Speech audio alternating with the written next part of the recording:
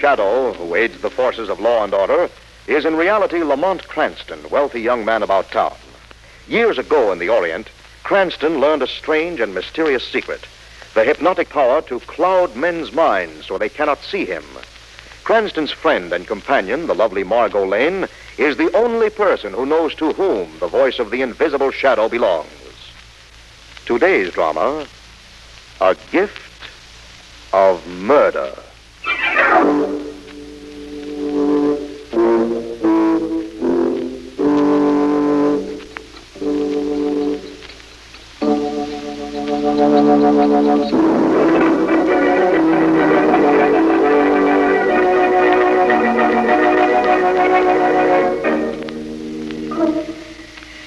It is an evening in late December. A fine flurry of snow is just beginning to fall from the darkening sky as a smartly dressed young woman knocks on the heavy door of Gerald Covington's country estate. Miss Eva. Surprised to see me back, sir? Delighted to see you, miss, and I know your brother will be overjoyed. Come in, come in.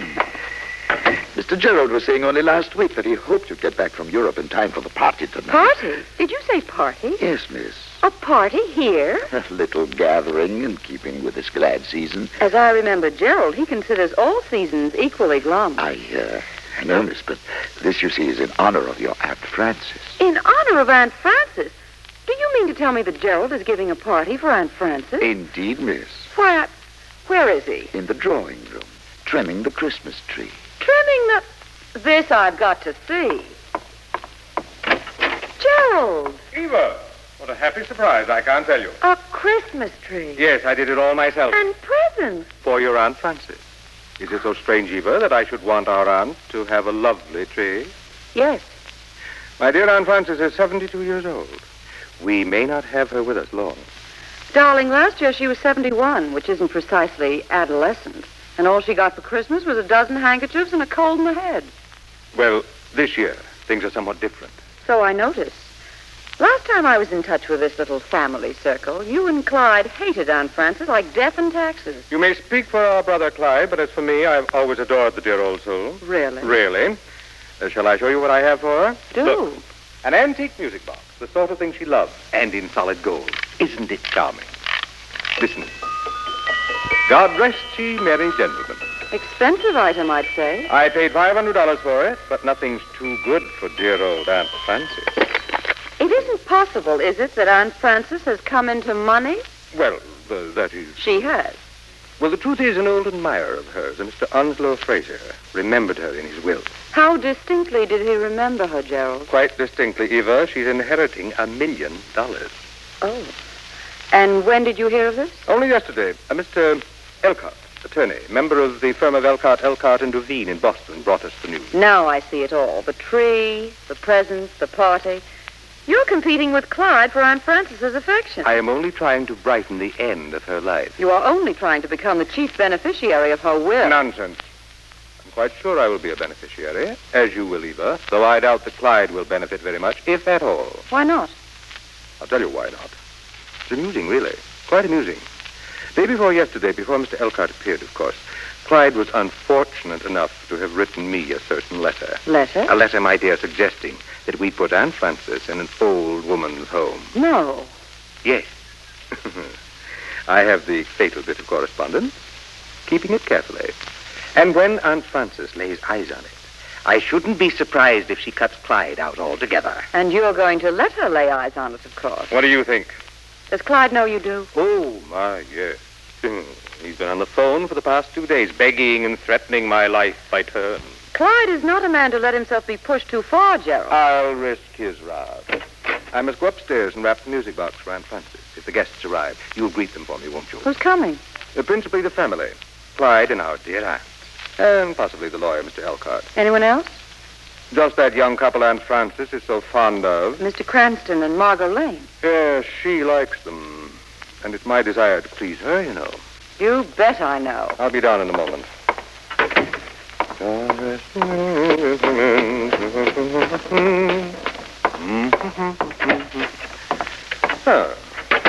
see. This white tissue paper, I think, will be fitting. And the bright red ribbon for the holiday touch. Who's that? Oh, come in. I'll be finished with this wrapping in a moment. There, now, I think this makes a very charming little gift, don't you? I said, don't you? I said...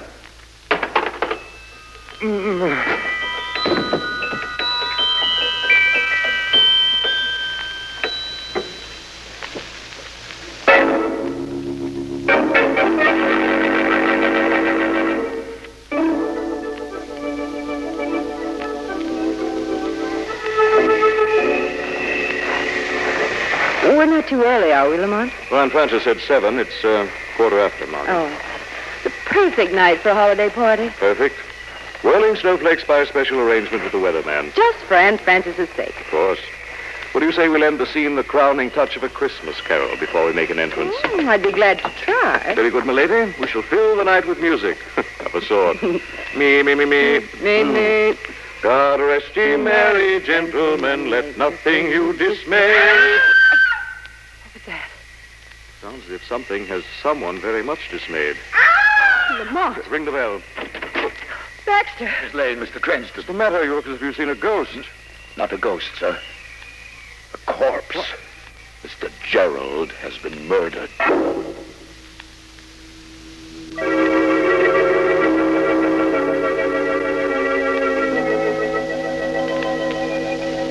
Gerald. When did this happen? Not 5 minutes ago, sir, Mr. Gerald came up here to his study to wrap this music box. And the next thing we knew, the shot was fired. Anyone else in the house beside you and Miss Eva? No. Yes. What? Mr. Clyde was here, miss. He rang the bell just after Mr. Gerald went upstairs. Where did he go? He pushed me aside and followed Mr. Gerald to his study. Look at this in the ashtray. A cigar. It's still warm, too. One of Mr. Clyde's brand.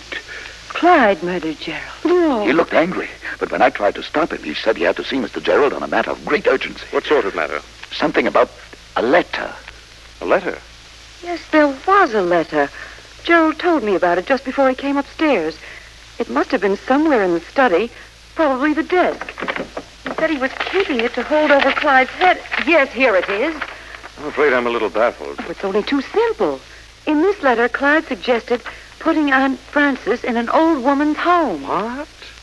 But Aunt Frances just inherited a fortune. This letter was written day before yesterday. It wasn't until the next day that Mr. Elkhart appeared with the news about Onslow Frazier's will. But it's perfectly obvious what happened, isn't it? Mr. Clyde killed Mr. Gerald to get the letter back. But if he did, why didn't he take the letter with him? It's probably because you two came running too quickly. Yes. And not having gotten the letter, don't you think Clyde may still be somewhere in this house, waiting his chance? If he is, I suggest Baxter be very careful. Why, sir? Because you know too much, and he knows you do. You mean you think He just killed one man, hasn't he? Listen. Someone moving about downstairs. Clyde, what are you going to do, Lamont? Don't worry, darling. Who's down there? Who is it? Answer me or I'll shoot. You wouldn't shoot a defenseless old woman, would you? And so near Christmas, too. Aunt Frances. Thank heavens. Lamont, let's go down before she comes up and sees Gerald. You go ahead, darling. I'll join you in a moment. Hello, Aunt Frances. Margot and Eva, dear little Eva. When did you get back, child? Just today, Aunt Frances. Surprised to see me? Surprised and happy. But then all the surprises I've gotten lately have been happy ones. Which reminds me, Miss Lane, Miss Covington, this is Mr. Elkhart of Elkhart and DeVere. How do you do? Charmed, Miss Lane. You're the lawyer who brought the news about Onslow Frazier's will, aren't you? One and the same, Miss Covington. And happy I was to bear such tidings just at this joyful season. I should say. Speaking of this joyful season, isn't there something in the drawing room that Aunt Frances should see, Eva? There certainly is. What? Now, you're not to ask questions. Just stand where you are. Mercy me. Now then, Margot, open the door. Merry Christmas, Aunt Frances. For me? All for you. A lovely tree. Indeed, a very lovely tree. It's so beautiful. It's really so beautiful. Now then, my dear. It's been so long since I had a real Christmas. I'd forgotten how wonderful it can be. Yes, one does forget how wonderful things can be. You rang for me, Miss Eva? Yes, Baxter. Merry Christmas, Baxter. The same to you, Aunt Frances. Do I serve the eggnogs now, Miss Eva? I can't think of a better time. Shouldn't we wait for Gerald? Oh, I don't think so, Aunt Frances. And Clyde. Where's Clyde? Right here, Aunt Frances. Clyde! You don't think I'd miss your party, do you? Merry Christmas, Aunt Frances. And may you wear these for many, many happy years to come. For me, Clyde? For you. Oh, pearls. A choker of perfectly matched pearls. Mr. Elkhart, look. Exquisite. Really exquisite. You must have spent a fortune on these, Clyde. And I haven't a thing for you. That doesn't matter, Aunt Frances. Oh, but it does. I'm rich now, you know, and I insist that you tell me exactly what you'd like for Christmas. I'd like you to be well and happy. Oh, that's very sweet. But isn't there something you'd really like to have? I think I can tell you what Clyde would really like to have, Aunt Frances. What's that, Eva? A letter. Miss Eva. Just what are you talking about, Eva? A letter, Clyde. A letter that you wrote Gerald day before yesterday. I never wrote Gerald a letter. Oh, no?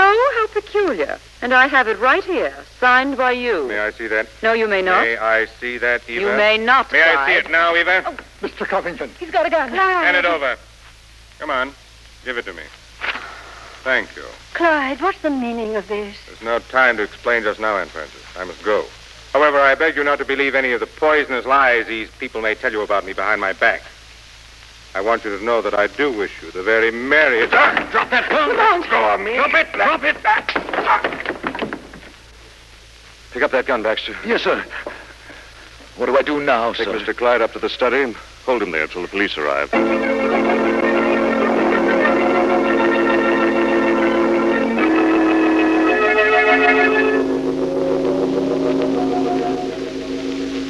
Yes, that's right. There's been a murder, and we're holding the culprit under guard.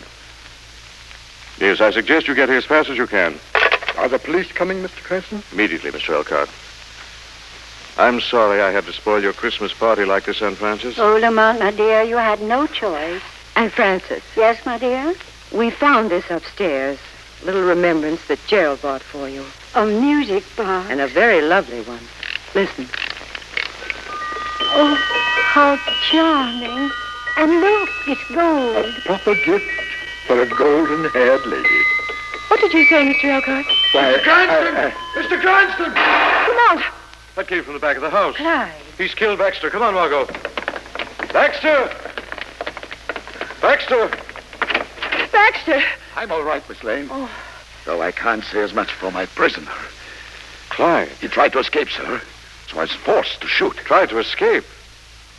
How could he try to escape with you standing over him with a gun? I don't know, sir, but he did. And since the two of us were all alone here, I'm afraid, Mr. Cranston, you will just have to take my word for it.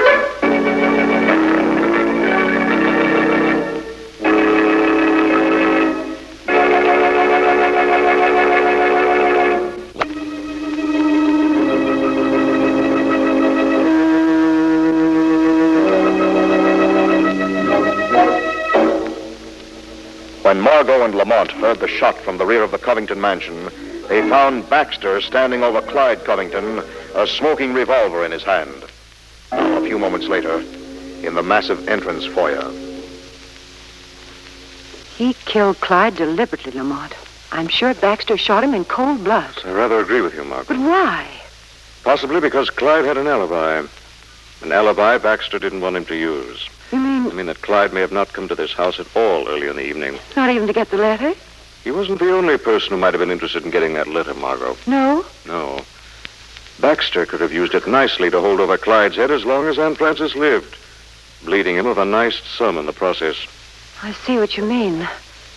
Then it may have been Baxter who killed Gerald, too. I don't know. It's only a theory. Theory is worth a visit from the shadow.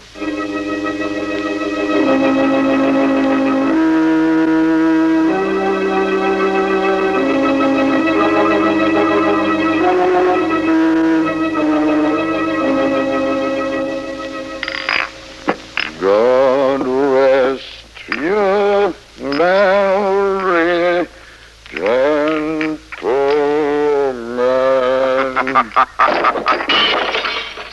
What was that? Who's that laughing? Who's in this pantry? It is I, Baxter. Who spoke? There's no one here. Oh, yes, there is, Baxter. The shadow is here. The shadow? Standing right at your elbow. You can't see me, but I'm here. Here to see justice is done, Baxter. Oh. What's happening to me? My mind is slipping. I want the truth, Baxter. Go away! Go away! Not until you tell me why you killed Gerald Covington. Leave me alone. Please, please. I didn't kill Mr. Gerald. You can't lie your way out of murder. I didn't kill him. That's not what I've lied about. What have you lied about? Nothing. The truth? I lied about him. About the man coming in before Mr. Gerald was killed. Yes? It wasn't Mr. Clyde. No, then who was he? Will you let me alone if I tell you? Yes. All right, then. It was...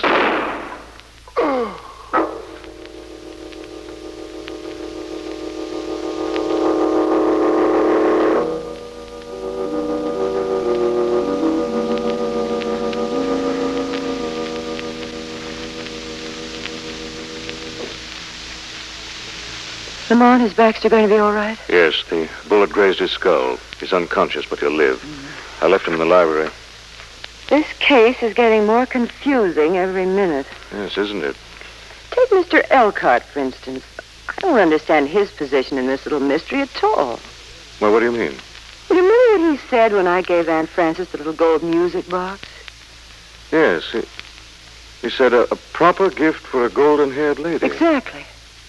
And how does he know Aunt Frances had golden hair? Her hair's been snow white for the past 20 years. It's an interesting question. And very confusing. It's all confusion. Margot, Yes? whose overcoat is this hanging in the hall tree? Well, I don't know. If it isn't yours, it must be Mr. Elcott's. Elkhart. Why? I just saw this sticking out of the pocket. Clyde's letter. Well, what's it doing in his overcoat? Must have grabbed it in the confusion. You know, it's just possible that our dignified old friend also saw the value in holding it over Clyde's head. Of course. After all, what do we really know about it? Not much. But we're going to find out. Operator, I want to make a long-distance call to Boston, Massachusetts. to what number, please? Oh, I don't know the number. It's a law firm of Elkhart, and Juvine.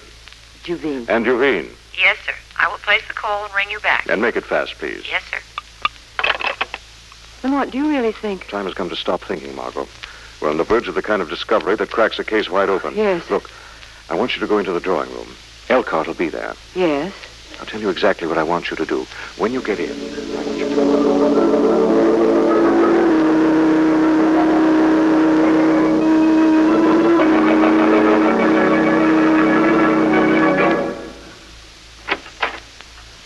Come in, Miss Lane. Where's Aunt Frances? Lying down upstairs. She's had more excitement than she can very well stand. Sit down, Miss Lane. Thank you. Miss Eva and I were just saying that this case is becoming quite perplexing. It is indeed. This attack on Baxter is the most puzzling thing of all. Now that Clyde is dead, who could have done it? I don't know, but there's certainly no doubt that Clyde's guilty of Gerald's murder. Baxter saw him run up to Gerald's study just before Gerald was killed. I'm afraid that's not true, Mr. Elkhart. Baxter admitted he was lying about that just before he was wounded. Is that so? But there's that cigar, the one that Miss Eva saw in the ashtray. Didn't that belong to Clyde? Yes, Mr. Elkhart, it did. It even had his initials on the band. Do you really think Clyde would have been foolish enough to leave a piece of evidence like that behind, Mr. Elkhart? Well, what are you suggesting, Miss Lane? I'm suggesting that with Clyde out of the way, the margin of guilt is narrowed down pretty closely, Mr. Elkhart. To me, Miss Lane? Yes, But to you. I've been with Aunt Frances all afternoon. I was with her at the moment when Mr. Gerald was murdered. Can you prove that? Of course I can. Aunt Frances is right upstairs. You have my permission to ask her. Then it wasn't you? Obviously not. And obviously, Miss Lane, you can now draw the logical conclusion. Yes, I'm afraid we can. Before you do, put up your hand. Eva! Put that gun away. I'm sorry, Mr. Elkhart. I'm really quite sorry that you two, who aren't members of this greedy little family, had to stumble on the truth. Do you think you'll get away with this? I can try. There's a very slim chance that you'll succeed. For $1 million, I'll take a very slim chance. The telephone. sit right where you are. I'll answer it. Hello? Someone there just put in a call to the law firm in Boston, Massachusetts. Yes? We checked very carefully, miss, and there's no such firm listed. What? There is no firm of Elkhart, and Dubin. What's the matter? Who are you, Elkhart? I'm almost sorry for you, Miss Eva. There is no firm of Elkhart, and Duveen. I know. And there's no $1 million. What? But you came here about Onslow Frazier's will. And Onslow Frazier never made a will. In fact, Onslow Frazier isn't even dead. What? Although just at this moment he almost wishes he were. Then you... Yes, I'm Frazier. Oh, I think I begin to see. I fell in love with Aunt Frances years ago, when she was as young as you are tonight, Miss Lane. And I never fell out of love with her. Why did you have to pretend to us that she was inheriting $1 million? Why? Because I knew how dismally you and Clyde and Gerald had treated her. I had no money to help her with myself. And then the idea came to me, I could make it appear that she'd become an heiress. And then depend on your greed and deceit to provide her with at least one really Merry Christmas. A very sweet idea, but a very dismal failure, I'm afraid. I'm afraid so, too. I'm afraid there'll still have to be 2 more murders before the party's over. Eva! There may not be $1 million, but I still have my life to think of. Don't you realize the police are on their way? But they're not here yet, and I have a gun, and the door is open. What was that? Who closed that door? I did, Eva. The door is no longer open. Who are you? I am the Shadow. What are you doing here? I've come to accuse Eva Covington of the murder of her brother Gerald. It's a lie. A lie. You can't prove it. I can prove you contrived a neat little plot to murder Gerald and convince the world that Clyde had murdered him for an incriminating letter. No. You took Baxter in on your plan, promising him a part of the $1 million you hoped to get. That's why Baxter killed Clyde when he realized he could easily alibi his way out of the charge. How do you know all this? The Shadow knows. When I confronted Baxter and was about to get the truth out of him, it was you who shot him to save your own skin. And I still have a skin to save. Either you open that door or I pull this trigger. Don't be a fool. I warned you. Shadow! Drop that gun. Drop it. Drop it. Let me go! Let me go! As you please, Miss Eva. She's going out of the window. Yes, Mr. Elkhart. Straight into the arms of the police.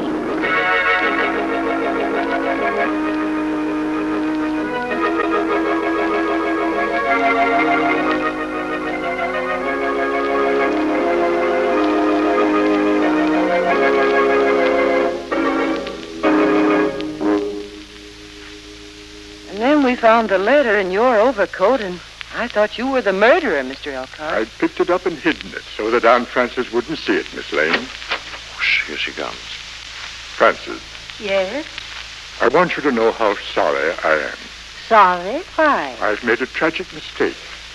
The gift of Christmas that I tried to give you turned out to be a gift of murder. Not really, Onslow. But Clyde and Gerald are dead.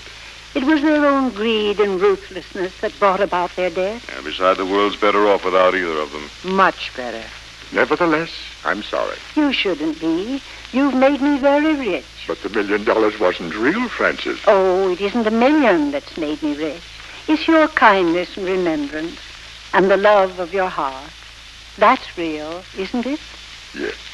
Then, Onslow, My dear? must you take that back? Frances, you mean... I'm alone, and so are you. My darling. Well, what do you know?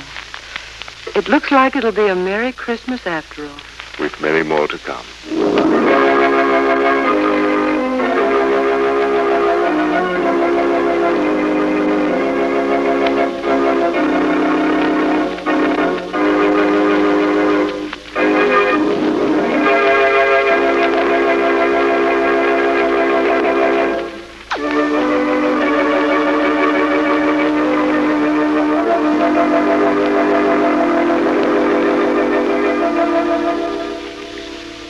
Weed of crime bears bitter fruit. Crime does not pay. The Shadow knows.